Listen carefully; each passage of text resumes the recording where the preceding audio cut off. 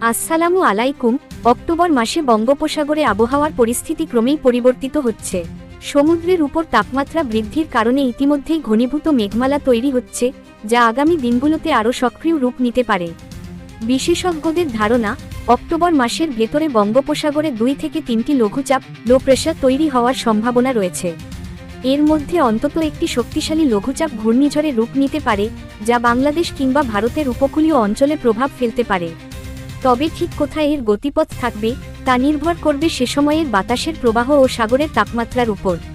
আবহাওয়া অফিস জানিয়েছে, এই সময়ে দক্ষিণ বঙ্গোপসাগরে জলীয় বাষ্পের পরিমাণ দ্রুত বাড়ছে, যা লঘুচাপ সৃষ্টি এবং ঘূর্ণিঝড়ের জন্মের জন্য উপযুক্ত পরিবেশ তৈরি করছে। এমন পরিস্থিতিতে উপকূলীয় এলাকার জেলেদের সতর্ক থাকতে বলা হচ্ছে এবং পরবর্তী 15 দিন বঙ্গোপসাগরের পরিস্থিতির দিকে নজর রাখার পরামর্শ দিয়েছেন বিশেষজ্ঞরা। তবে ভয়ের কিছু নেই, এটি বছরের মৌসুমি পরিবর্তনেরই অংশ।